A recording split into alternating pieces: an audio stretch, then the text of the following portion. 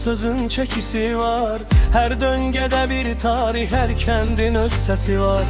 Yalanı yok eleyen, düzü üzə deyən biz. Küləkli şəhərin sarsılmaz övladıyıq biz. Nardaran pir nuru burada zarafat keçməz. Sözü dedinsə qurtardı, kişi sözündən dönməz. Maşdağa məktəbdir, ağır otur batman gəl. Boş boğazlıq eləmə burada, düz dayan mərdi gəl. Bir gəhdə tor atılar uzi, gələr dənizdən. Süfrəsi açıq olar, payını verər hər kəsə ürəkdən. Bu zona sahilində dalğa adamı oyadar. Səbri polad kimidir, dərdi içində saxlar. Mərdəkan bağlar yeri, qardaşlıq burada qanun. Paylaşmağı bacarmayanın bərəkəti olar oyun. Şüvəlanda salamın ucaldar səni hər an. Kibrini evdə qoy, burada hörmətdir hər yan.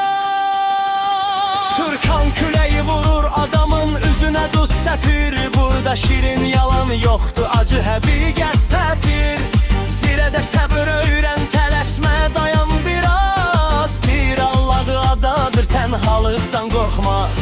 Övsanda gecə çətindir, zığda külək sərtəsir. Həyat burada sınayır, zəiflərin nəfəsin kəsir.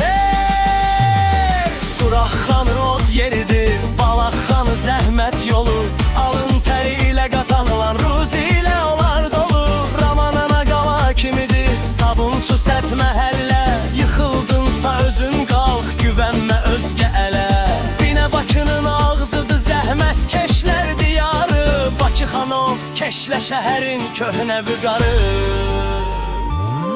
Qala kəndi tariximdir, daşın altında can yatır. Hökməli Qobustan, burada günəş başqa batır. Diqah Məmmədli Mehdabad, zəhmətin mərkəzi.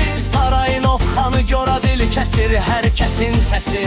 Fatmayı Pirşayı Kürdəxanı qum dəniz bağlar. Güzdək Xocəsən Lökbatan qayalar sirri saxlar. Zulu təpə Müşfiqabad, Futa yolun sonu.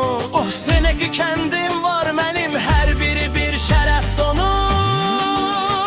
Sözüm bitməz, nəfəsim çox abşerondur bu torpaq. Yıxılmarıq heç zaman, bizə qardaşdı bu bayraq.